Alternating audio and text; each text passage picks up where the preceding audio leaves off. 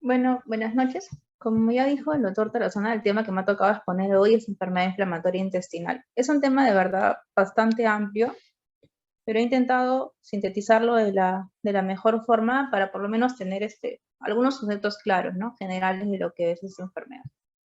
Entonces, a manera de introducción, vamos a tener que la enfermedad inflamatoria intestinal va a representar una enfermedad inflamatoria crónica del tubo digestivo. Esta va a ser inmunomediada por distintos factores que voy a mencionar más adelante. Se va a caracterizar por tener episodios tanto de actividad como recidiva, y la importancia de conocer esta enfermedad y poder tratarla es, uno, porque va a poder comprometer la calidad de vida del paciente, en algunos casos puede aumentar la probabilidad de padecer cáncer colorectal, y porque en algunos casos puede resultar discapacitante para quien la padece, ¿no? Básicamente, tanto la colitis ulcerativa como la enfermedad de Crohn, que van a pertenecer al grupo de enfermedades inflamatorias intestinales, van a compartir tanto síntomas como factores de riesgo, tratamientos y algunos efectos en lo que va a ser la fisiopatología, que voy a explicar más adelante. Entonces, un poco a manera de hablar de la epidemiología, vamos a tener que se ha visto un aumento de los casos a nivel mundial en los últimos 30 años, ¿no? A nivel de la población mundial, para la redundancia, en el 2017 se describe que hubo la incidencia mundial de esta enfermedad era de 3.7 millones de casos, y ya para casi finales del 2020 la incidencia subió a 6.8 millones en los últimos 30 años, como ya dije, ¿no? La presentación de esta por grupos de edades va a tener una manera de presentación bimodal, ¿no? Va a tener un primer pico entre los 15 a 30 años, y el segundo pico de la enfermedad lo van a presentar aquellos pacientes en promedio entre 50 y 80 años, ¿no? Respecto a las predilecciones por sexo, vamos a tener que la enfermedad de Crohn va a tener predilección por el sexo femenino, y la colitis ulcerativa se va a ver con mayor incidencia en el sexo masculino, ¿no? Van a haber distintos factores, tanto genéticos, geográficos, factores de estrés, nutrición, inducidos por drogas, que van a llevar al desarrollo de la misma, que los voy a mencionar más adelante, ¿no? En cuanto a respecto a los factores de riesgo, vamos a tener factores de riesgo genéticos, asociados básicamente a receptores de reconocimiento de patrones innatos, que es sobre todo el gen NOD2, que voy a mencionar más adelante. La historia familiar se ha visto que es un factor de riesgo importante. Se ha descrito una concordancia en gemelos, incluso heterocigotos, del 50%, ¿no? El tabaquismo va a representar un factor de riesgo modificable. El uso de AINES, básicamente, si bien van a estar como un factor de riesgo para el desarrollo, también van a ser un factor de riesgo importante para la exacerbación de los mismos, ¿no? En lo que refiere a la dieta grasa sin carbohidratos y alta en grasas y carbohidratos va a representar también un factor importante para el estado de desarrollo de la enfermedad, como para que se presenten los episodios de actividad de la misma, ¿no? Voy a mencionar también más adelante un poco los aspectos de la dieta. Los AINES y los dispositivos orales también son un factor de riesgo. Aquellos pacientes se describe que aquellos pacientes operados de apendicectomía va a resultar un factor protector en colitis ulcerativa, pero un factor de riesgo de enfermedad de Crohn.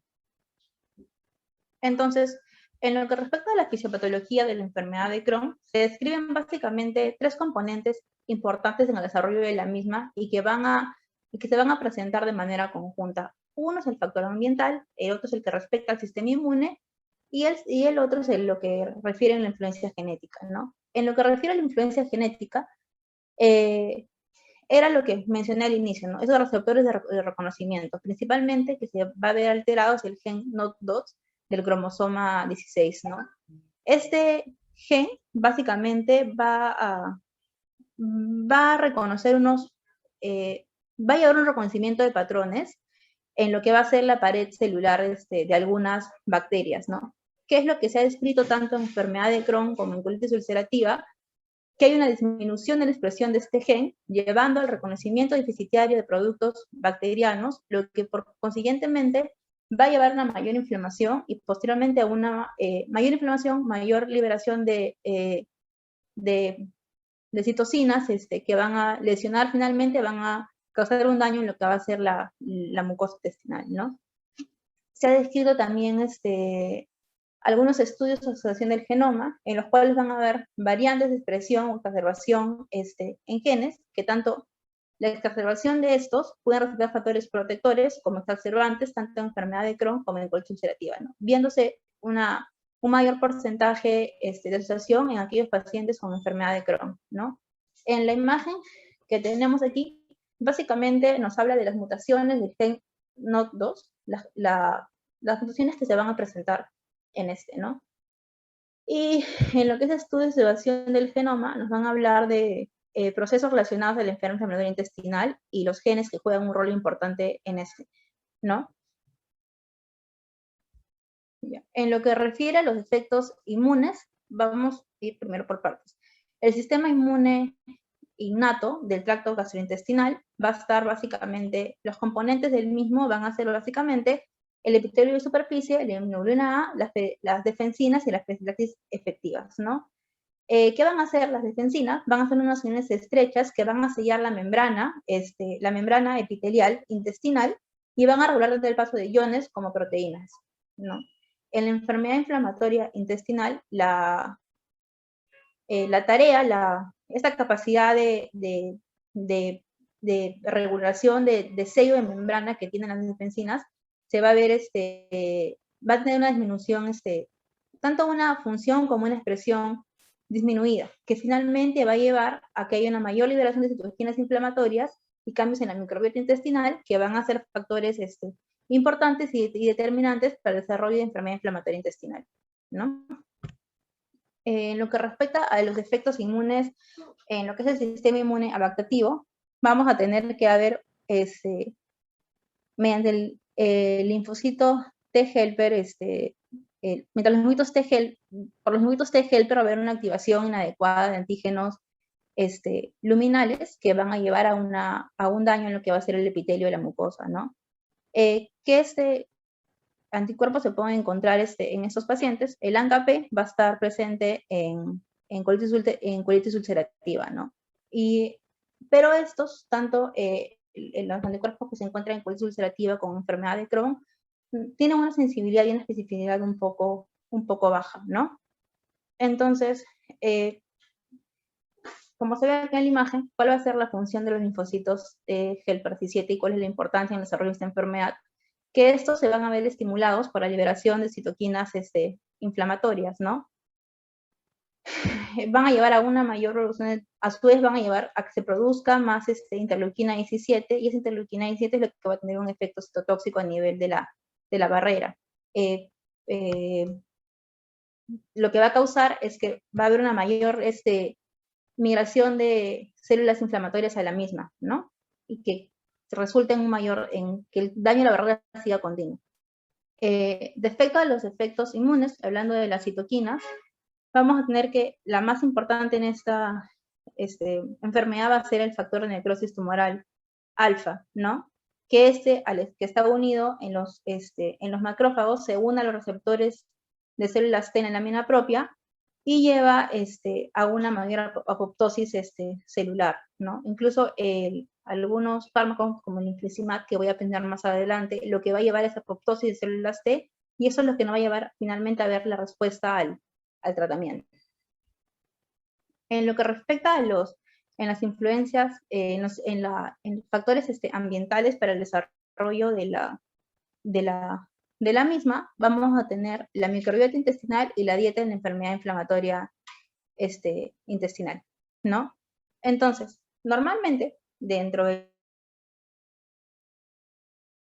en lo que va a ser la microbiota intestinal, vamos a tener que van a haber una mayor cantidad de bacteroides y una menor cantidad de actinobacterias, ¿no? Estas bacterias van a también formar parte del sistema inmune de mucosas, ¿no? En la enfermedad inflamatoria intestinal lo que va a pasar es que va a haber una disminución de los bacteroides y un aumento de las cianobacterias, lo que va a llevar a a representar otro factor de riesgo para el desarrollo de enfermedad inflamatoria intestinal. En lo que respecta a la dieta, se ha visto que el déficit de fibra en el déficit de aporte de fibra en la dieta va a llevar a una depleción de lo que es el mucus, y esto básicamente va a ser por consumo, ¿no? Al disminuir la densidad de la capa mucosa, va a llevar a una activación del sistema inmune, con los mediadores que ya mencioné, van a generar una aún mayor destrucción de lo que va a ser la barrera epitelial, ¿no? Igual que el exceso de hidratos de carbono, perdón, que los carbohidratos y las proteínas también representan un factor de riesgo, ¿no? Entonces, en esta imagen, un poco representa cuál va a ser el impacto, o sea, las variaciones en la dieta y el impacto que va a tener esta en la inmunidad y a su vez en el desarrollo de enfermedad inflamatoria intestinal. Entonces, ¿qué factores, por ejemplo, van a alterar la mucosa? Como ya mencioné, las dietas ricas en azúcares y en grasas y la poca ingesta de fibra, que van a disminuir la cantidad del mucus, ¿no? Va a alterar la permeabilidad intestinal, el consumo de alcohol, las dietas ricas y las dietas ricas en gluten, ¿no? Ya. La presentación clínica, como ya mencioné, tanto en colitis ulcerativa como en enfermedad de Crohn, va a ser bastante parecida, ¿no?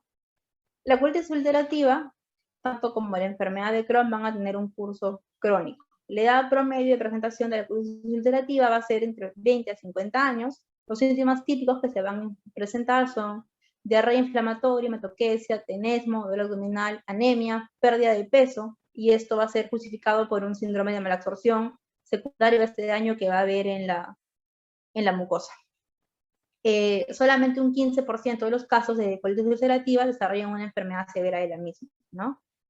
En lo que respecta a la enfermedad de Crohn, es parecido a lo que se presenta en colitis ulcerativa, ¿no? La diarrea crónica va a ser el síntoma más frecuente. Esta va a ser de origen no infeccioso, se va a asociar a pérdida de peso, dolor abdominal, y no se va a autolimitar. ¿Cuáles van a ser las características de esta diarrea? Aproximadamente en el 50% de los casos se va a presentar con moco o con sangre, ¿no? Y otros síntomas van a ser malestar general, fiebre y anorexia. Entonces, esto es un poco a manera de resumen según la presentación de síntomas y la frecuencia, ¿no? La diarrea va a ser el síntoma más común en ambos. La fiebre también se presenta en ambos casos y va a representar el comienzo de la enfermedad inflamatoria intestinal. El dolor abdominal es más común en enfermedad de Crohn y en colitis ulcerativa se describe como un síntoma poco frecuente. El sangrado en heces es representativo de la colitis ulcerativa y poco frecuente en la enfermedad de Crohn. La anemia va a ser permanente y intensificada durante los brotes, durante las exacerbaciones de la enfermedad, y se presenta igual porcentaje en ambos casos. La pérdida de peso se va a presentar, puede ser uno de los síntomas que nos hagan sospechar en la misma, pero también se va a identificar en los brotes graves, ¿no? El tenesmo es frecuente en la colitis ulcerativa. Las lesiones anales van a ser, sobre todo las fístulas, van a ser, fístulas y úlceras van a ser frecuentes en la enfermedad de Crohn, ¿no? Manifestaciones extraintestinales, en ambos casos, la manifestación extraintestinal más frecuente van a ser las artritis, ¿no? Entonces, como ya mencioné, dentro de las manifestaciones extraintestinales, estas se pueden producir como un pródromo a una enfermedad inflamatoria intestinal durante el desarrollo de la misma, o bien después una vez que esta ha sido remitida, ¿no? No son muy frecuentes, ocurren aproximadamente hasta en 1/3 de los pacientes con colitis ulcerativa. Las afecciones principales van a ser piel, ojos, boca y articulaciones, pero más frecuentemente, como ya mencioné, la artritis periférica es la más común. Y hay un riesgo de trombosis venosa profunda, ¿no? Más o menos de 3 a 4 veces en pacientes que usan corticoides. Entonces, ¿cómo va a ser, si ya mencionamos los aspectos clínicos, cómo va a ser el diagnóstico de estas enfermedades, ¿no? Tenemos aspectos clínicos que ya mencionamos al inicio, tenemos aspectos laboratoriales, endoscópicos e histológicos. Estos en conjunto nos hacen llegar al diagnóstico definitivo. Entonces, en los exámenes de laboratorio, tenemos básicamente el PCR y BCG como marcadores de la actividad inflamatoria. Va a haber un aumento significativo de los mismos en enfermedades severas. Entre el PCR y el BCG va a ser mucho más sensible el PCR, y la albúmina y la hemoglobina básicamente van a valorar severidad y pronóstico de la enfermedad, ¿no? Como ya habíamos mencionado, se puede exacerbar la anemia en aquellos cuando la enfermedad está activa, ¿no? Respecto a los marcadores serológicos, el ANCA-P se va a presentar en colitis ulcerativa y el ASCA se va a presentar en enfermedad de Crohn, ¿no? Si, por ejemplo, yo puedo tener distintos patrones, tengo un paciente que tiene ANCA-P positivo, pero con un ASCA negativo, eso puede facilitar el diagnóstico y nos puede orientar que se trate de una colitis ulcerativa. ¿Por qué? Porque el ANCA-P va a estar presente hasta en el 70% y un poco más de los casos con pacientes con colitis ulcerativa, ¿no? Pero como ya habíamos mencionado, esos son pocos específicos y sensibles, ¿no? Ahora, hay otros biomarcadores que no solamente son serológicos, también tenemos biomarcadores fecales. El que se usa con mayor frecuencia es la calprotectina fecal, que básicamente eso nos ayuda a ver la actividad de la enfermedad, ¿no? Normalmente unos valores entre 25 y 50 se pueden considerar normales, y unos mayores a esos que pueden llegar entre 200 y hasta incluso 20.000 nos hablan de una enfermedad inflamatoria activa, severa, ¿no? Nos ayuda también a ver el monitoreo de actividad, como ya mencioné, ayuda también a hacer el seguimiento si hay recurrencia postquirúrgica, ¿no? Y básicamente porque ¿qué va a representar la capronectina? Es como un producto de degradación de los neutrófilos. Eso quiere decir que si hay un incremento de la misma, nos habla que hay un proceso inflamatorio, que hay células inflamatorias presentes en la mucosa, en el epitelio intestinal, ¿no? Dentro de los hallazgos endoscópicos, tanto en colitis ulcerativa como en enfermedad de Crohn, vamos a tener que el gol estándar y el estudio es la ileocolonoscopía, ¿no? Que es la prueba más importante. Visualizar las lesiones y la toma de biopsia de la misma, ¿no? Van a existir índices endoscópicos que voy a mencionar más adelante, tanto para colitis ulcerativa como para enfermedad de Crohn, y estos nos van a ayudar a establecer diagnóstico y determinar la extensión de la enfermedad.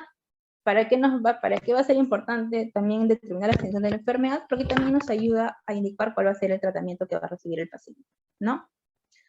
Entonces, hallazgos endoscópicos tanto en colitis ulcerativa como en enfermedad de Crohn. En lo que respecta a colitis ulcerativa, esta va a iniciar en el recto. La extensión va a ser continua, concéntrica y confluyente, ¿no? A diferencia de lo que va a ser la enfermedad de Crohn, vamos a tener que la colitis ulcerativa va a tener un compromiso continuo, y a diferencia de enfermedad de Crohn, que las inflamaciones van a ser sobre todo en parches, ¿no? En enfermedad de Crohn podríamos ver también algunas lesiones como úlceras, pólipos e incluso estenosis, ¿no? Por ejemplo, bueno, aquí tenemos unas imágenes de hallazgos endoscópicos en la enfermedad de Crohn, que, por ejemplo, en esta vamos a ver que hay un compromiso ileocecal, enfermedad en colon descendente, algunas úlceras, como ya había mencionado, la presencia de algunas úlceras con bordes irregulares que van a ser características de esa enfermedad. En lo que respecta a la colitis ulcerativa, vamos a tener en la figura A cómo se va a ver una mucosa normal. En la figura B, una actividad de la enfermedad media, ¿no? Que vamos a ver que hay zonas eritematosas, hipervascularizadas, en la enfermedad moderada y severa, ¿no? Que hay una gran zona de hiperpigmentación y una gran lesión de lo que es la mucosa. Entonces, como ya mencioné, van a haber distintas clasificaciones endoscópicas, tanto para colitis ulcerativa como para enfermedad de Crohn. La más usada en colitis ulcerativa es la clasificación endoscópica de colitis ulcerativa, que esta básicamente tiene puntajes del 0 al, de 0, del 1 al 3, del 4 al 6 y del 7 al 8. ¿De qué nos habla un puntaje de clasificación endoscópica de colitis ulcerativa? El 0 nos habla que es una mucosa totalmente normal, que es una colonoscopía normal. Del 1 al 3 vamos a tener que hay eritema, eritema y mucosa friable, ¿no? Del 4 al 6 vamos a tener un marcado eritema, ausencia de vasculatura, erosiones, y la mucosa va a estar más friable, ¿no? Y en el puntaje del 7 al 8 vamos a tener que va a haber ulceraciones y sangrado espontáneo, ¿no? Hay otra clasificación que es una subclasificación de Mayo, porque Mayo es un score que tiene más aspectos que básicamente nos ayuda a ver el estado actual de la enfermedad, ¿no? Pero dentro de su subclasificación tiene también unos scores para ver los hallazgos endoscópicos, pero vamos a mencionarlo más adelante. Ya. La clasificación endoscópica para la enfermedad, así como hay una clasificación endoscópica para la enfermedad, para la colitis ulcerativa, vamos a tener que también una clasificación endoscópica para la enfermedad de Crohn. Entonces, básicamente es por puntaje y nos describe la presencia de úlceras. Las úlceras si hay úlceras profundas, úlceras superficiales. Si solamente está comprometida la superficie y en qué segmentos están comprometidos, si la superficie va a estar comprometida además por úlceras, nos va a describir también si hay estenosis ulcerada o si hay estenosis no ulcerada, ¿no? Nos va a seguir, aparte para diagnosticar, también para ver resolución una vez que inicio tratamiento, ¿no? Un puntaje menor a 7 nos hace pensar que hay una resolución endoscópica de la enfermedad. Dentro de lo que respecta a la histopatología, en la enfermedad de Crohn vamos a tener que básicamente se van a ver granulomas, lesiones granulomatosas y la presencia de algunas criptas, ¿no? En lo que respecta a la colitis ulcerativa, vamos a ver que hay básicamente tres componentes, ¿no? Una que es la distribución de la arquitectura de las criptas, inflamación continua de mucosa y con plasmocitosis basal, ¿no? Esos tres componentes, vistas a la histopatología, nos hacen pensar en una colitis ulcerativa versus una enfermedad de Crohn.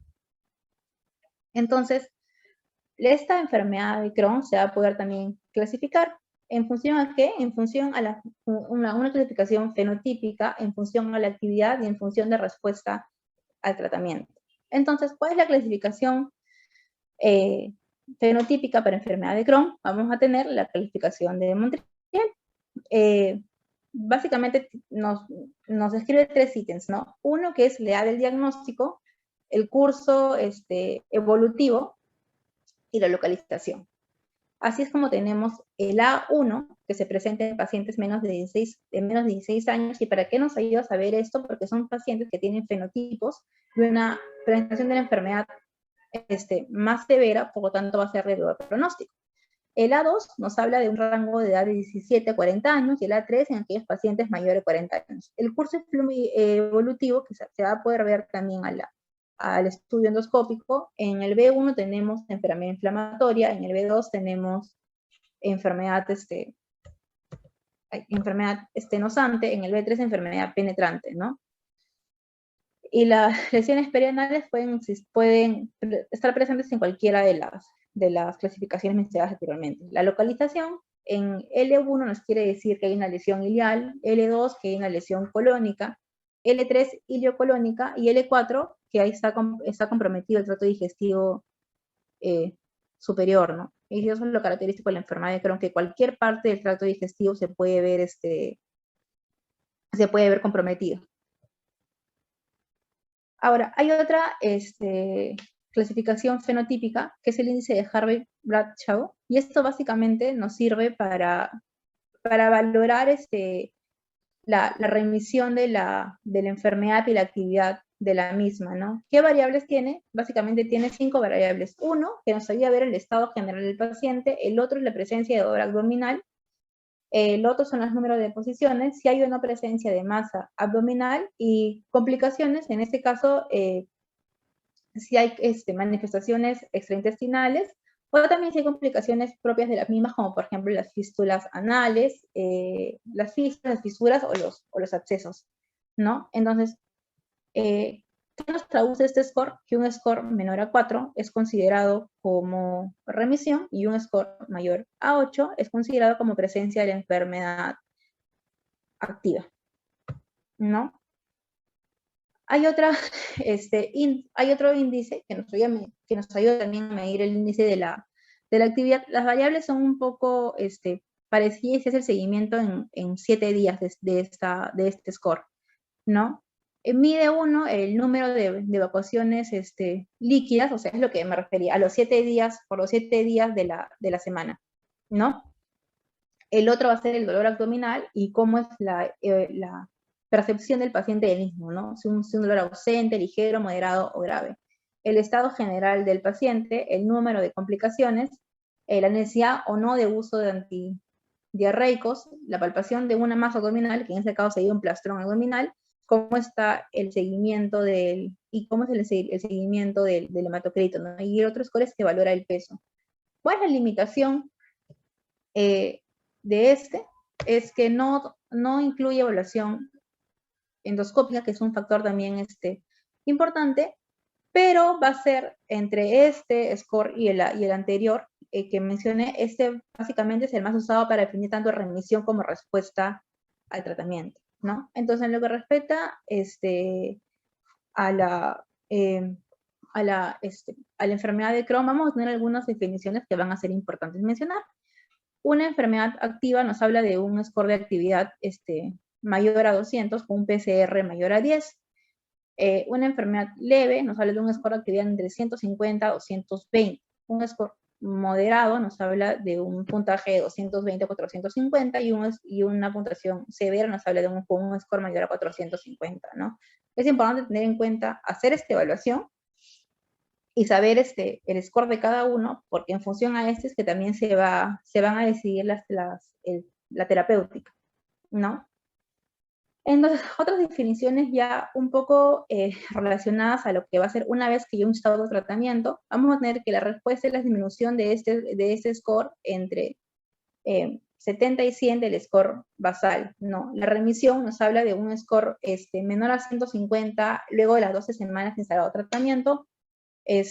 Una recaída refiere a un aumento en 70 sobre el puntaje basal o el brote de los síntomas de los mismos, o el brote de los síntomas de los mismos, ¿no? Una recaída temprana se habla que se presenta entre los 3 meses de lograr la remisión y va a ser pero básicamente esos ya las recaídas poco comunes son que si tiene más de 2 años de síntomas persistentes y la actividad sin un periodo de remisión, ¿no?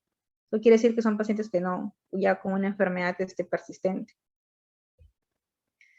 Ahora, hay una definición importante y básicamente es resistencia a corticoides, dependencia de corticoides. Resistencia a corticoides nos habla en aquellos pacientes, en qué enfermedad de Crohn activa, a pesar de que el paciente recibe una dosis de corticoide de 0.75, en este caso prednisona, de 0.75 miligramos por kilo día durante 4 semanas. Y dependencia de corticoides es que no se puede disminuir, o sea, no se puede disminuir la dosis, en este caso de prednisona, de 10 miligramos por kilo día o su equivalente en budesonida, ¿no? O sea, es un paciente que pese que no puede reducir la dosis porque sigue con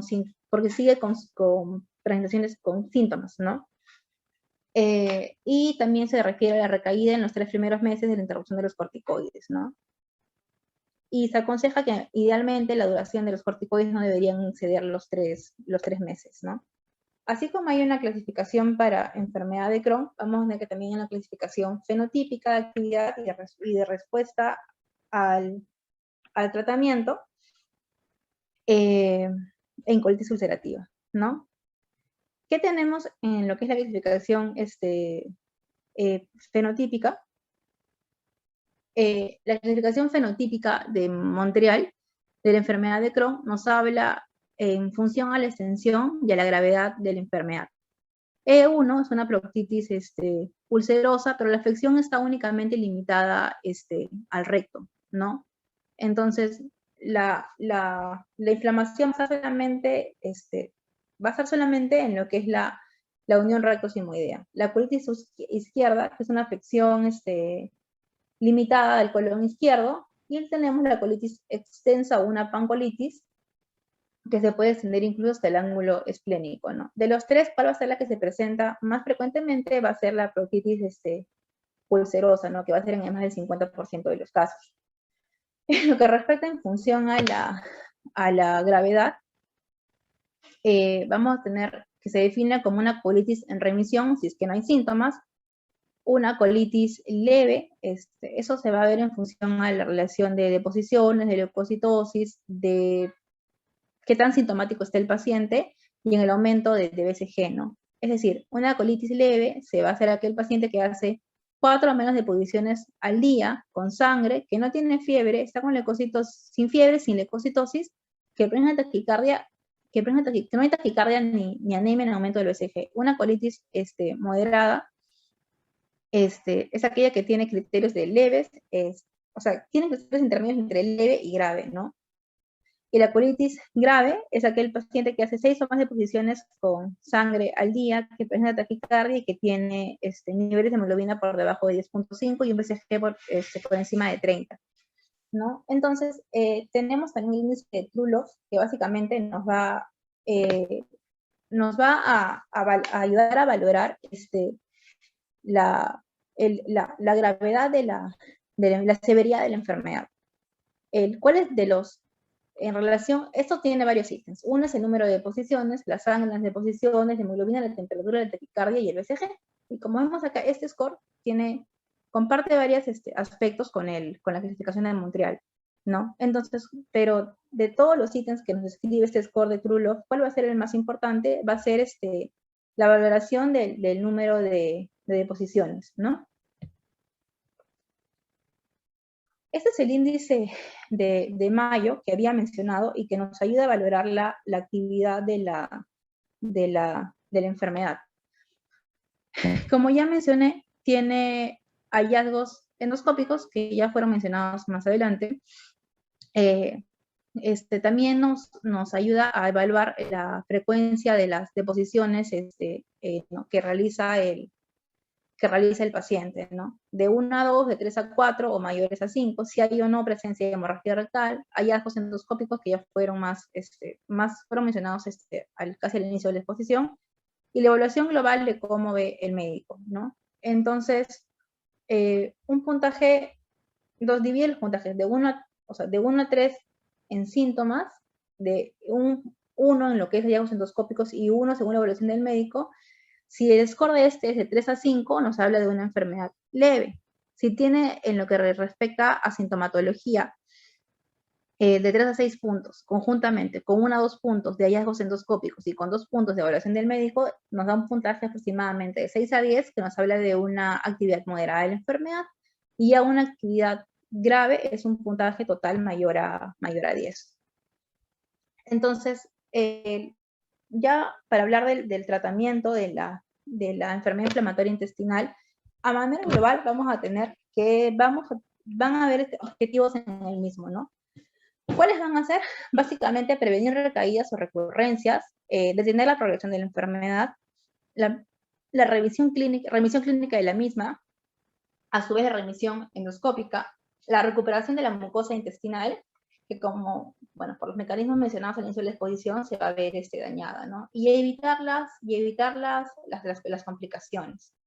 Entonces, en lo que respecta a la colitis ulcerativa, verdaderamente el manejo entre enfermedad de Crohn y colitis ulcerativa es parecido en algunos aspectos, ¿no? Entonces, ¿bajo qué parámetros yo voy a elegir la medicación que voy a usar? En función a la gravedad de la enfermedad, en función a la distribución de la enfermedad y en función al tratamiento previo que el paciente ha recibido. Entonces, aquí es así como se puede entender el estudio endoscópico y el hecho de aplicar los scores que se han mencionado. Entonces, por ejemplo, si yo tengo una paciente con proctitis, colitis izquierda o colitis izquierda, o una lesión extensa, pero es un caso leve a moderado, los fármacos de elección son los salicilatos orales o rectales. ¿A qué dosis los salicilatos? Aproximadamente a 1 gramo al día, ¿no? Los salicilatos van a tener un efecto antiinflamatorio tópico. Una vez que yo instalo mi tratamiento con salicilatos, yo debo hacer una revisión del paciente entre la primera y la cuarta semana, ¿no? Si el paciente remitió síntomas, yo puedo continuar con mis salicilatos. Si no hubo remisión de síntomas, puedo asociar corticoides orales o corticoides a nivel tópicos, ¿no? Entonces, nuevamente, hago mi revisión, reviso al paciente. Si hay una remisión de la enfermedad de 1 a 4 semanas, continuamos con salicilatos orales o rectales. Si no hay una remisión de la misma, se añadirían corticoides vía oral, en este caso la prednisona, a una dosis de inicio de 0.65 miligramos por kilo día. Y nuevamente se hace la revisión del paciente a las 4 semanas. Entonces, fue el término que mencionamos hace un momento, ¿no? Si mi paciente pese que por 4 semanas recibe una dosis de prednisona o su equivalente de 0.95 miligramos por kilo de día, nos están hablando de corticoresistencia. Tenemos otro escenario en el cual el paciente sí puede remitir. En este caso, la indicación sería continuar con salicilatos orales o rectales, ¿no? En el caso estemos frente a una colitis ulcerativa, pero con un brote severo, el tratamiento de elección serían los corticoides endovenosos, ¿no? O también se podría dar prednisona 1 miligramo por kilogramo de peso, ¿no? Van a haber otras medidas importantes que también empezar acá, que es la importancia de una adecuada nutrición, la profilaxis para trombosis venosa profunda, que es más frecuente en aquellos brotes severos, ¿no? Una vez que yo uso un tratamiento corticoide endovenoso, yo a los 3 o 7 días debería haber remisión. Si es que hay remisión, yo puedo continuar el tratamiento con acetropina o salicilato. Si es que no hay remisión, ¿cuál sería el medicamento de elección? Podría usar algunos agentes biológicos. En este caso, yo podría usar ciclosporina o infliximab, ¿no? Se hace una revisión, se evalúa nuevamente al paciente y se evalúa remisión a los 5 a 10 días, ¿no? Si es que sí, puede ser que esa remisión sea inducida por ciclosporina o la remisión sea inducida por infliximab, ¿no? Si es que no hay remisión, yo podría valorar qué otros agentes, qué otros tratamientos el paciente no ha probado se los podría iniciar, ¿no? En caso de indicaciones quirúrgicas, que voy a mencionar más adelante, la cirugía también sería una indicación, ¿no? Entonces, básicamente los salicilatos nos van a ayudar van a inducir la remisión y el mantenimiento de la misma. Está indicado, como ya mencioné, tanto en brotes leves como moderados. La presentación hay tanto oral como tópica. ¿Cuáles son? Tenemos la sulfasalina y la mesalazina. La dosis oral es de 2.6 gramos al día en casos severos y en casos moderados de 4.5 miligramos. La dosis tópica es de 1 gramo al día. La acción de la misma se va a ver en 2 a 4 semanas, ¿no? El infliximab nos va a ayudar a la inducción de la remisión en enfermedad leve, moderada o severa, que ha sido refractaria a otro tipo de tratamientos. Y también se podría instalar en aquellos pacientes que no han recibido infliximab previamente. La terapia de mantenimiento de la misma se da en combinación con acetropina, va a reducir el riesgo de colectomía. La dosis va a ser de 5 miligramos por kilo peso endovenoso, se va a dar entre la semana 0, 2 y 6, ¿no? Como dosis de inducción, luego de mantenimiento y luego cada 8 semanas, ¿no? El efecto adverso que va a tener esta es que puedo meter a riesgo de linfomas, tuberculosis, infecciones por virus, hepatitis B o citomegalovirus, ¿no? La acetropina se va a usar, tiene indicaciones de usarse, ¿no? Se va a usar en casos leves o moderados en aquellos pacientes que son corticodependientes, en aquellos pacientes que tengan recaídas pese a que están en dosis óptimas de salicilatos, en asociado a infliximab en aquellos pacientes que tuvieron un brote severo, ¿no? Efectos adversos que va a presentar la misma, supresión de médula ósea, puede ser hepatotóxica, puede ser en algunos pacientes pancreatitis o reacciones alérgicas, ¿no? Pero no se han descrito muchos casos de estos o sea, no se han reportado muchos casos de que la acetropina cause, no se han reportado casos de esto en una gran cantidad de pacientes, ¿no? El tratamiento quirúrgico va a tener algunas indicaciones, básicamente van a ser complicaciones en el contexto de una actividad severa de la enfermedad. ¿Cuáles van a ser? La perforación colónica, si hay hemorragia grave que no se pudo controlar por endoscopía, si se presenta megacolon tóxico, la colitis grave con historia clínica ya diagnosticada ya de larga data, en aquellas enfermedades que no responden a los agentes biológicos, por ejemplo, o si hay presencia de displasia o de carcinomas, ¿no? En lo que respecta a la enfermedad de Crohn, vamos a tener que tiene dos periodos, una que es la inducción a la remisión y otro que va a ser el tratamiento de mantenimiento, ¿no? Y que va a variar según también la localización de la lesión.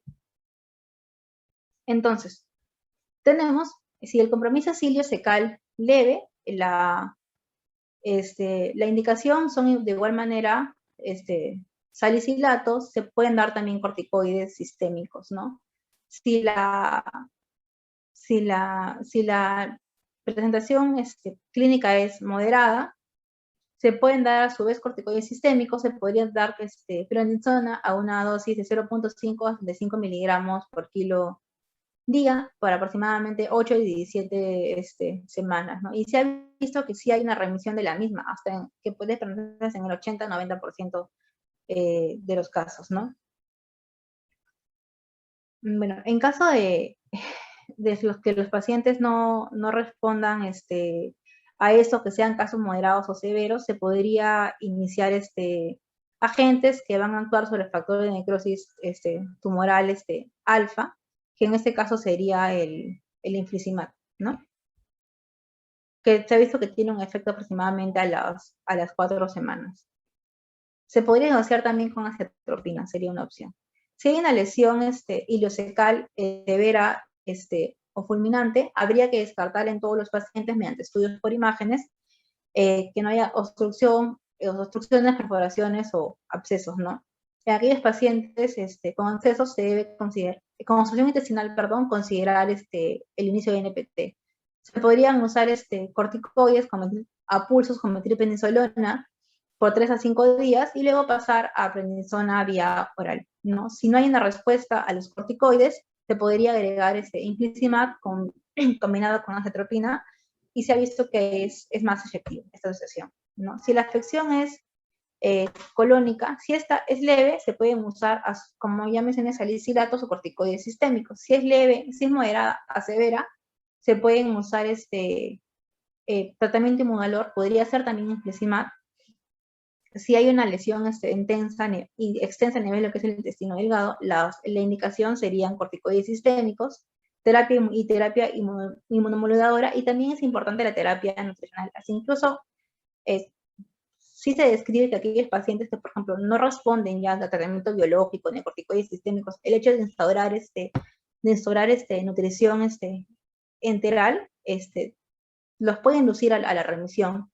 Y en aquellos pacientes que se instaura esta alimentación en estadios iniciales de la enfermedad, también se ha visto que podría resultar beneficioso, causando una resolución total de la enfermedad, ¿no? El tratamiento de mantenimiento, básicamente tenemos que se podría usar acetropina, se podría usar básicamente acetropina, que va a ser efectivo y puede incluso llevarnos a 4 años de remisión, ¿no? Otro agente que se podría usar es el metrotexate. El tratamiento de de las recurrencias, en enfermedad moderada a severa, se puede usar infliximab si es que no se usó previamente, ¿no?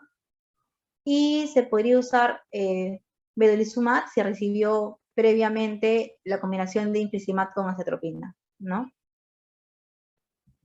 El tratamiento quirúrgico en enfermedad de Crohn básicamente es aquella enfermedad refractaria al tratamiento médico, si hay perforación intestinal, si hay signos de obstrucción, si hay hemorragia intratable, displasia o cáncer, ¿no? Hay que tener en cuenta que el tratamiento quirúrgico no es curativo en estos pacientes, se tiene que hacer una colonoscopía control, la primera entre los 6 a 6 meses, ¿no? Y si no hay recurrencia, seguir los controles de 1 a 3 años. Hay una escala que nos ayuda a valorar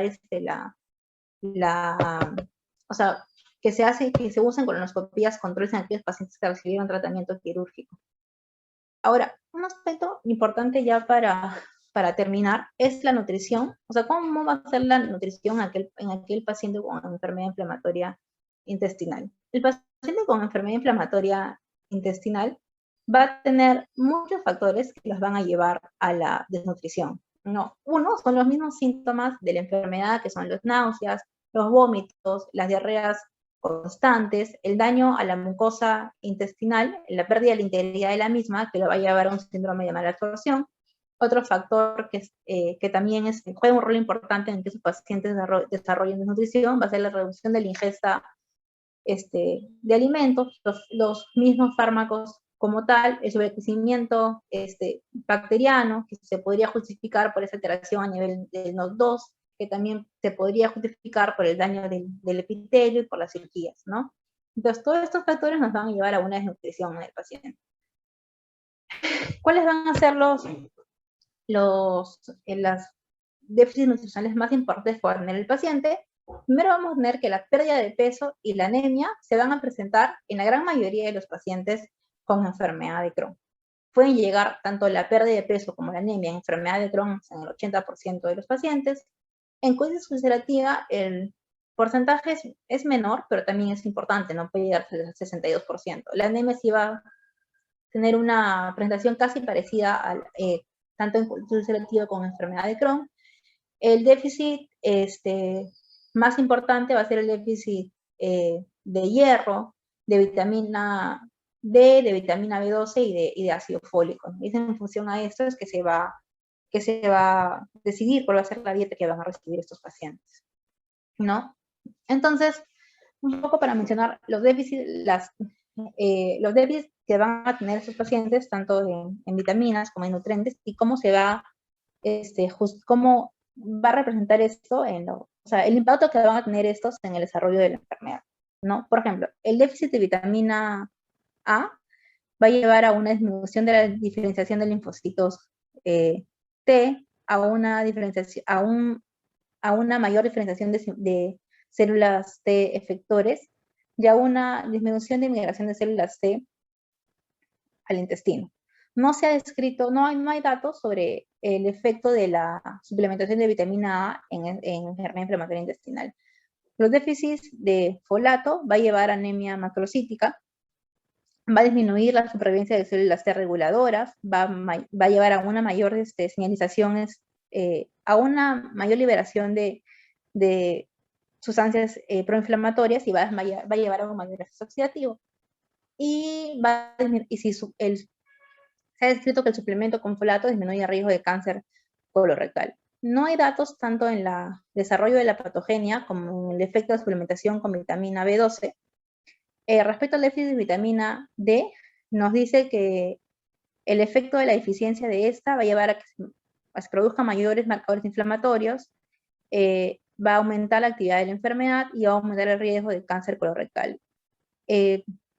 Y en la suplementación con las mismas va a disminuir el riesgo el suplementarse con vitamina D disminuye el riesgo de que el paciente llegue a necesitar una cirugía.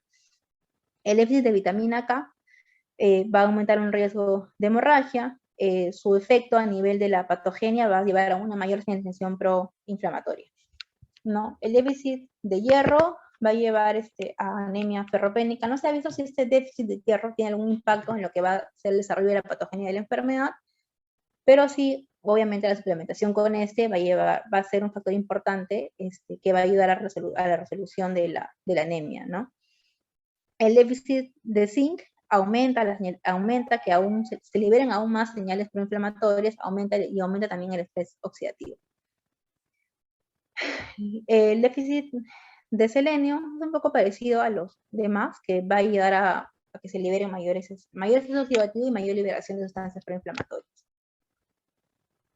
En lo que respecta a en lo que respecta a los componentes de la dieta, como ya mencioné al inicio, la fibra en enfermedad de Crohn, el aporte de fibra en pacientes con enfermedad de Crohn reduce el riesgo de brotes y mejora la actividad de la enfermedad en pacientes con colitis ulcerativa, ¿no? Los azúcares refinados en enfermedad de Crohn mejoran los índices clínicos y la curación de la mucosa, ¿no? Esto sobre todo se ha visto en pacientes pediátricos, ¿no? Por ejemplo, en el caso de las carnes rojas en pacientes con colitis ulcerativa, aumenta el riesgo de brotes. El componente, por ejemplo, el calcio, no se ha visto que tenga no tiene un impacto, como si la suplementación con eso no tiene un impacto tanto ni en la patogenia ni en el como factor protector en esta enfermedad, ¿no? Bueno, y el déficit bajo de zinc aumenta el riesgo de hospitalización, ¿no? Esto básicamente por ese efecto que tiene de provocar una mayor liberación de citocinas proinflamatorias. Ahora, para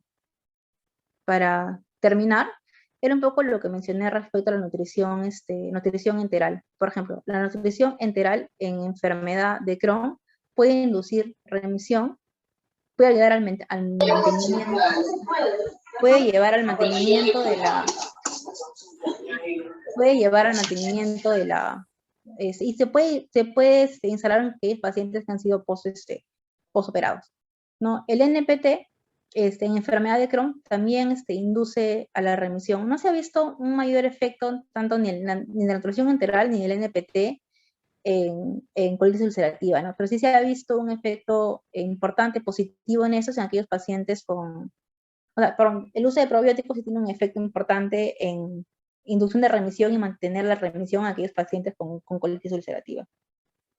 Ya un poco respecto a los aportes, cuál va a ser un poco de cantidad de proteínas como lípidos que el paciente va a necesitar. Básicamente la cantidad de kilocalorías va a ser similar en un paciente sano, ¿no? De 30 a 35 kilocalorías al día. En pacientes con el aporte proteico no son muy elevadas las necesidades que va a tener el paciente. Con 1 gramo por kilo día va a ser un aporte adecuado, ¿no? Pero sí se va a necesitar un mayor aporte de proteínas y el requerimiento aumenta en aquellos pacientes que tienen enfermedad activa en los brotes, ¿no? Entonces, llegarían a necesitar aproximadamente de 1.2 a 1.5 gramos por kilogramos de proteína al día. Y respecto a los lípidos, no va a haber mucha variación no hay una variación en la indicación entre un paciente sano y un paciente con enfermedad inflamatoria intestinal. Bueno, eso sería todo, doctor.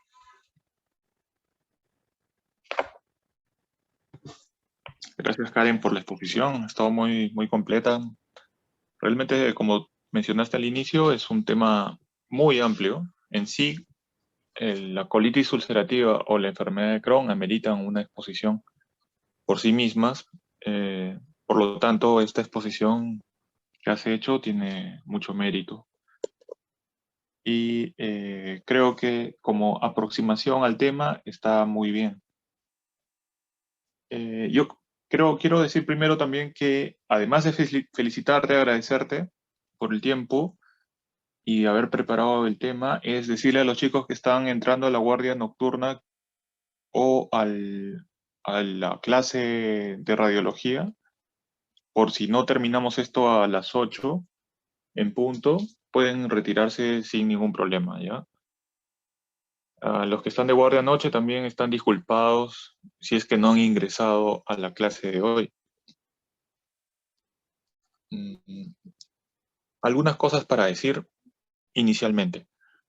Esta enfermedad es una enfermedad que puede englobarse como dentro de las enfermedades diarreicas crónicas, pero no cualquier tipo de diarrea crónica. En el caso de las diarreas crónicas hay que diferenciar, por ejemplo, entre funcionales y orgánicas, ¿no? Eh, quiero consultar a ver a Nazaret. ¿Qué tipo de enfermedad en ese sentido sería? ¿Funcional u orgánica? ¿Por qué? Si tú lo ha explicado muy bien tu compañera o nuestra compañera Karen.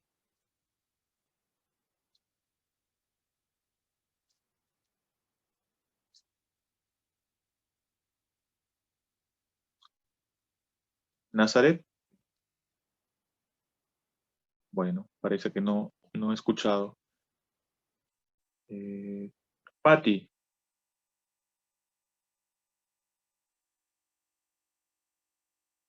Patti, no he escuchado. Buenas noches, sí, acá estoy. Hola Patti, ¿cómo estás? ¿Escuchaste la pregunta? ¿Me lo podría repetir, doctor? Sino que estoy buscando mi cargador por lo que estoy con la batería baja, me va a apagar el celular. Pero sí está Ya. atenta a la exposición. No sé si me puede repetir la pregunta. Sí, o te doy un tiempito, hago la pregunta a otro compañero para que Pero cargues tu mejor de celular. una... Sí, no encuentro el cargador, creo que de una vez porque ya se me apaga. Búscalo, Bueno, búscalo entonces, tranqui. Herlison, hola. Hola, doctor, ¿cómo está? Buenas noches. Karen, bueno, doctora Karen, pues felicidades. Sí, creo que ese fue una pregunta también, porque creo que esta clase, bueno, habían hablado del tema del abordaje, pues, de la diarrea. En el caso, pues, de las funcionales, pues, tengo entendido, pues, que ausencia de diarrea nocturna y realmente, pues, no hay, pues, un compromiso o no hay, pues, unas repercusiones, pues, clínicas, a diferencia, pues, de las orgánicas, ¿no? De que puede ser nocturna, también diurna. Puede haber pérdida de peso, puede haber, pues, en el caso de las orgánicas, puede haber, pues, sangre en heces, diatorreas, anemia, ¿no? Ajá, eso pasa en las orgánicas, ¿no? O en las funcionales. No, las repercusiones, estas pasan en las orgánicas, Ya. Y de acuerdo a la exposición, entonces, ¿en dónde encuadrarías a estas enfermedades? en las Las orgánicas, ¿no? Carlison, sí, sí, ok. Y otra característica de estas enfermedades son perennes o son intermitentes. puede ser intermitente también. ¿Y a eso cómo le dicen? De acuerdo a los términos que he mencionado un poco, Karen, y quizá valdría la pena precisar. ¿Tienen fases de remisión? Sí, y de reactivación, por supuesto. De remisión, ¿no? Ocurren en brotes. Los brotes pueden ser leves, moderados, severos. Y de acuerdo a la clasificación, a las escalas que ha presentado la doctora Karen, es que podemos decir si estamos ante un brote leve, un brote moderado o un brote severo. Muy bien. Otra pregunta quiero hacerle a María Teresa. Está de guardia, creo, María Teresa, me parece. Gustavo. Buenas noches, doctor. Hola, Gustavo, ¿cómo estás? ¿Qué tal, doctor? Bien, Gustavo, dentro de la exposición se mencionó una parte también, o un par de términos que me parece importante tener en cuenta. En el tratamiento se utilizan corticoides.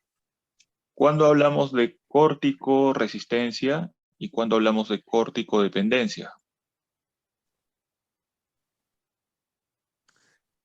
Eh, No sé m- si lo lograste captar o quisieras que te repita. Me gustaría, a ver, no tengo claro el punto de corte, ¿no? Ajá.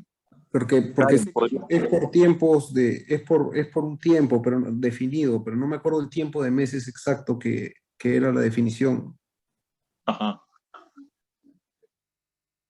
Cuando no se logra el efecto, como está viendo en la diapositiva de Karen, cuando no se logra el efecto deseado con la dosis de corticoide de 10 miligramos al día de prednisona en 3 meses, ya podemos decir que ese paciente está haciendo una corticoresistencia, ¿no? Y eso es importante para después tú asociar otro tratamiento, progresar el tratamiento. Y también para interrumpirlo, ¿no? Y Ujú. la cortico resistencia, ¿qué sería, Karen? Karen, ahí también lo está poniendo. Pero Karen, ¿lo ¿Escucha? podrías explicar tú? ¿Podrías explicar cuándo hablamos de corticoresistencia? Ah, ya, o sea, se habla de corticoresistencia en aquel paciente que, pese a que yo instauré, ay, ¿doctor, se escucha? Sí, sí, te Ya, escuchamos. es corticoresistencia en aquel paciente que yo ya instauré una dosis de prednisona de 0.5 miligramos por kilo peso y el paciente continúa con síntomas, a pesar de las 4 semanas. O sea, es un paciente que vino con una enfermedad activa, di corticoides, lo valoré después de 4 semanas a ver si disminuían los síntomas y sigue con síntomas a pesar de la dosis de corticoides. 0.75 decía tu diapositiva. Yo he leído también que es 1 miligramo kilo día. Y ya. ¿Has escuchado de la escala de HO? HO. No lo he escuchado, doctor. Ya. La escala de HO es una escala de evaluación a la respuesta a corticoides en un brote moderado severo, en que en 3 a 5 días ya te permite identificar clínicamente, no necesariamente, o sea, clínicamente, así como la escala de Trulov, o, ¿no? Que te permite decir clínicamente, no necesariamente llegar a hacer una endoscopía, te dice si está respondiendo o no a corticoides. Y en un brote severo eso es importantísimo. Eso lo podemos hacer nosotros. Bueno, evalúa pues la frecuencia de posiciones, si hay fiebre, taquicardia, signos clínicos, ¿no? No lo tengo aquí exactamente, pero es muy empleado también esa escala.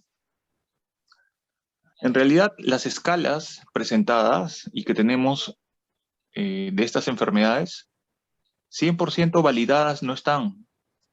¿Por qué? Porque la población afectada de estas enfermedades es escasa a nivel mundial.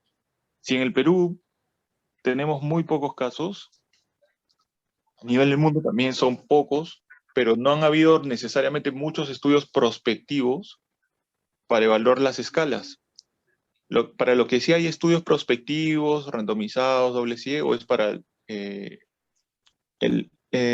la terapia con corticoides, que sí ha demostrado beneficio, ¿no? Por lo menos hay una tasa de remisión cuando tú inicias corticoterapia de más o menos 70% en los casos, en los brotes moderados severos. Bueno, ahora sí quiero pasar a las preguntas de los residentes al expositor sobre el tema. Si tuvieran alguna consulta sobre todo el tema de la exposición, que en verdad es un bastante amplio, pero es muy lindo tema para hablar, para conversar.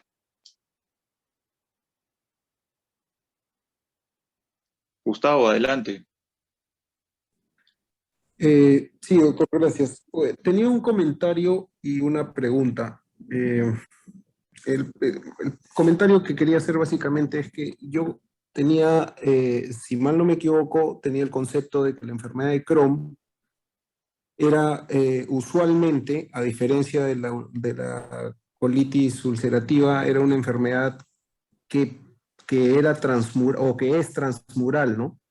Que va desde la mucosa hasta la serosa, y si toca la serosa, inflama el peritoneo visceral. Y esa inflamación del peritoneo visceral puede ocasionar cuadros de obstrucciones intestinales. Entonces es común que o relativamente común que se produzcan obstrucciones intestinales por Crohn. Y también había leído en algún momento que esta inflamación de la serosa intestinal o colónica producía algo similar a lo que se produce en un plastrón apendicular y se forman masas, incluso se pueden palpar en el abdomen. Y bueno, la colitis ulcerativa usualmente no llega, el daño no llega hasta la serosa, sino hasta la submucosa o hasta la muscular, ¿no?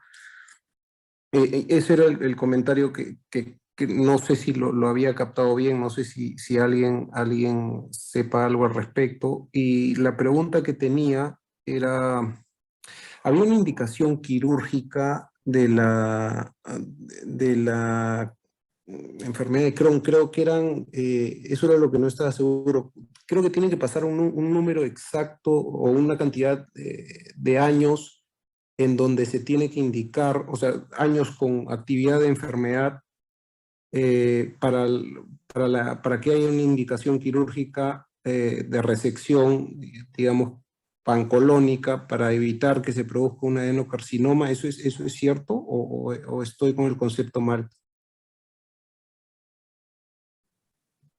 Por favor, Karen, si pudieras precisar algunos puntos de lo que ha consultado Gustavo. O sea, yo también tengo un poco el mismo concepto que Gustavo, pero creo que sí había una indicación en años a manera de prevenir la formación de un proceso neoplásico, pero le mentiría porque no sé, o sea, no sé exactamente a cuántos años se refiere en cantidad, no sabría decir. Ya. Para la enfermedad de Crohn, la indicación quirúrgica es parecida a la colitis ulcerativa, salvo que en la enfermedad de Crohn es más aparatoso, ¿no? Ahí van a causarse fístulas, estrechamientos de la luz, que obligan a tomar conducta quirúrgica en cuanto ya tú tengas al paciente con un abdomen agudo, quirúrgico. Y esa es la conducta quirúrgica normal en un paciente de Crohn. Es muy aparatoso cuando hay un brote grave por Crohn. ¿Cuándo es una indicación quirúrgica por una colitis ulcerativa, Karen?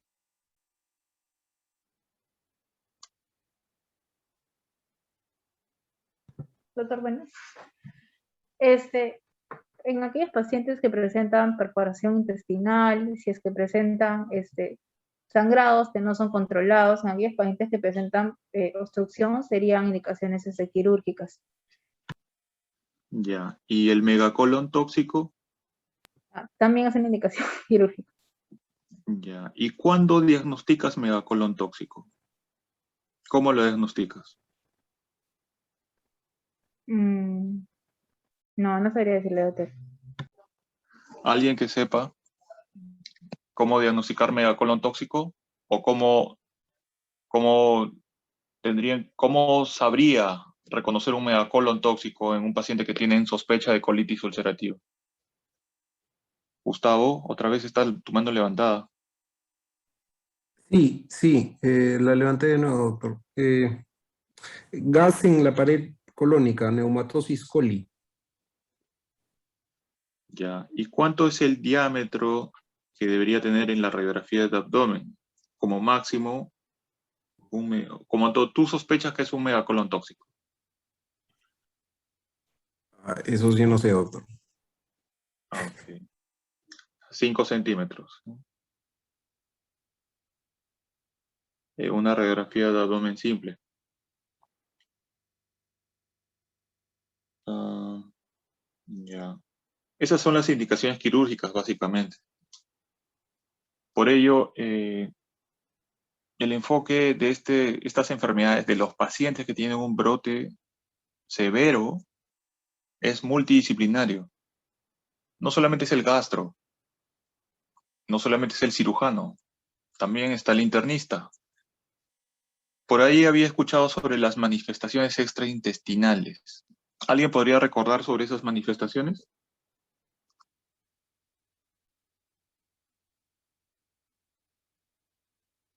Cristian, buenas tardes, buenas noches. Buenas noches con todos. Sí, se me lo escuchar muy bien, ¿no? Sí, sí. Ah, ya. Cristian, Buenas noches. una consulta. ¿Cuáles eran Ya, cuáles eran las manifestaciones extraintestinales más frecuentes de estas enfermedades? ya, es muy bien. Dentro de las principales extraintestinales tenemos las articulares, ¿no? Que suelen ser las, digamos, las que más frecuentes. Pero las que más destacan, las que más, digamos, son representativas son las manifestaciones de tipo dermatológica, ¿no? El eritema nodoso y el pioderma gangrenoso, que son generalmente más frecuentes tanto en Crohn como en colitis ulcerativa. Pero las intestinales, las articulares son las que más se asocian, ¿no? Ok. ¿Y las oculares? Ah, ya. Ahí es cuando generalmente, ¿no? Como hablamos de en un episodio anterior, en una ponencia previa de las artropatías, ¿no? Seronegativas, se asocia bastante lo que es la uveitis. Pero cuando hablar de uveitis también es hablar de factores de inmunocomplejos, como es el complejo mayor de histocompatibilidad de la HLA-27, que puede haber episcleritis, eso ya es menos frecuente, ¿no? Pero por las características que tiene un enfermedad inflamatoria intestinal, como le he expuesto, ¿no? Karen, en la fisiopatología, se puede soler ver uveitis. Ya, está bien. La uveitis sí se puede dar como manifestación extraintestinal ocular, ¿no? Pero las escleritis también, pero más común son las epiescleritis. O sea, ese enrojecimiento que tienes en la conjuntiva, que te ocasiona cierta irritación al paciente, pero la epiescleritis, que tú ves Y sin el pérdida de ojo visión, rojo, que es lo característico. exacto, sin pérdida de visión. Y es lo más común, ¿ah? Más que la uveitis o la escleritis. Esas dos juntas, la escleritis y la uveitis, son emergencias oftalmológicas y necesitan tratamiento con corticoterapia rápido. Dijiste bien, el eritema nodoso, el pioderma gangrenoso, el livedo reticularis, que podemos ver en estos pacientes, lentecitis, la dactilitis, el eritema, artropatía no erosiva, también lo asociamos bastante en estos pacientes. ¿Qué otra cosa?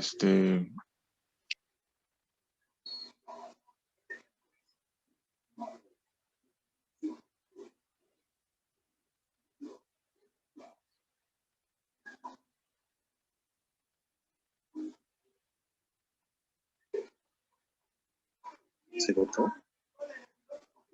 No, ¿verdad? Buenas noches. Perdón, se me fue Perdón. perdón, se me fue el dedo en una mala maniobra. O sea, como manifestaciones extraarticulares hay muchas, pero esas son las más comunes, ¿no? Y vamos a notarlas muchas veces en estos pacientes. Generalmente son mujeres con cuadros de reumatológicos, ¿no? Asociados. ¿Y cuál es lo importante? Es que estas manifestaciones se asocian a actividad de la enfermedad. Bueno, ¿qué otra cosa? ¿Alguna otra pregunta de algún compañero sobre la clínica, por ejemplo, de esta enfermedad?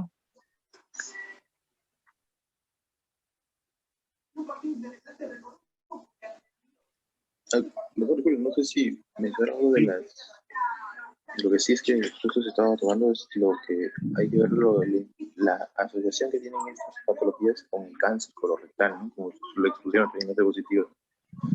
Por lo general, el screening para un cáncer colorectal, ¿no? En esa patología se hace entre los 8 primeros años del diagnóstico, a no ser que se encuentre otra entidad, ¿no? Que es la colitis esclerosante primaria, que se suele asociar más con colitis ulcerosa. Cuando se asocia con esta, el screening para el cáncer colorectal es al momento del diagnóstico, como para tener en cuenta esos periodos de tiempo. Nada más. Excelente, buen aporte. El screening de cáncer colorectal ya ha bajado en la edad, ahora hay que hacerse a los 45 años. Así que ahora ya hay que tener más cuidado con eso, y se asocia mucho al estilo de vida, ¿no? favorece a la colitis ulcerativa también el hecho de tener, y también al Crohn, pero más a la colitis ulcerativa, de acuerdo a estudios, a tener una dieta tipo mediterránea, esa dieta balanceada, ¿no? Rica en omega 3, en evitar productos cárnicos, colesterol, embutidos. Eso, también hay un estudio interesante que me acuerdo leí, que hay mucha asociación de colitis ulcerativa en los niños a los que no se le ha dado lactancia materna exclusiva. Eso como un detalle a contemplar entre el beneficio de la lactancia materna exclusiva y el desarrollo adecuado inmunológico. Y también que en algunos países subdesarrollados, pero que ya han adoptado medidas, estilos de vida occidentales, ya las tasas de colitis ulcerativa han igualado casi a los de los países desarrollados. Bueno, ¿qué otra cosa más? Respecto a los criterios diagnósticos, ¿alguien ha escuchado los criterios de Lennard-Jones? Los criterios diagnósticos de Lennard-Jones para enfermedad inflamatoria.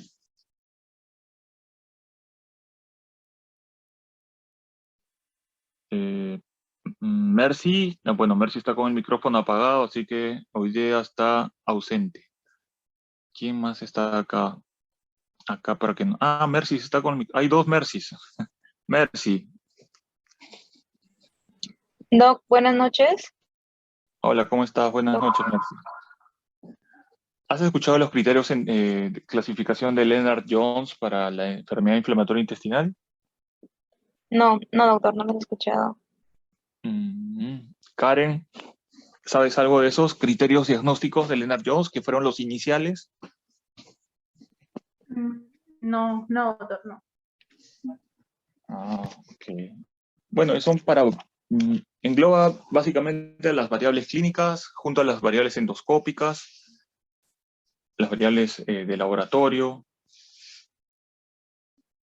que te hacen presumir que el paciente pueda tener una enfermedad inflamatoria intestinal.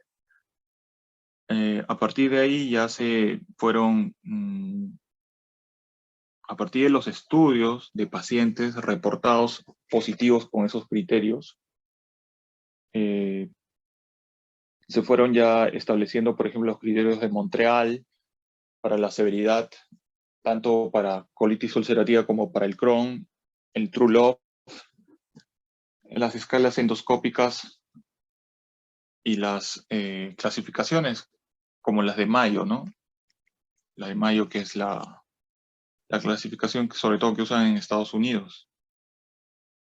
Karen, ¿hay alguna importancia alguna importancia de la lactoferrina fecal en el diagnóstico de esta enfermedad, de estas enfermedades? Me parece que es también como, o sea, como un indicador de inflamatorio, doctor, que ayuda a ver actividad. Ajá. Ya nos estamos acercando a la hora de la otra clase. Así es. ¿Y es importante para diferenciarlo de alguna enfermedad como el síndrome de intestino irritable? Ah, sí, doctor. Es mal mencioné, sí es importante. Porque la lactoferrina fecal está presente en enfermedad inflamatoria intestinal y no en síndrome de intestino irritable. Claro, cuando tengas la duda diagnóstica, si esa diarrea intermitente, ¿no? Y tú no sabes si es un síndrome de intestino irritable, ahí le pides la lactoferrina, ¿no? Pero en el seguro no hay, así que eso lo reservarán para su parte privada. Bueno, yo creo que hemos hablado más o menos de este tema, no quiero quitarles más tiempo, creo que algunos desean ingresar a su clase de radiología. Podríamos hablar bastante del tratamiento, pero Yo creo que es suficiente por hoy. Lo dejamos para la siguiente, cuando podamos hablar de una por separado. Gracias, Karen, por tu exposición. Gracias, doctor. Listo. Buenas noches.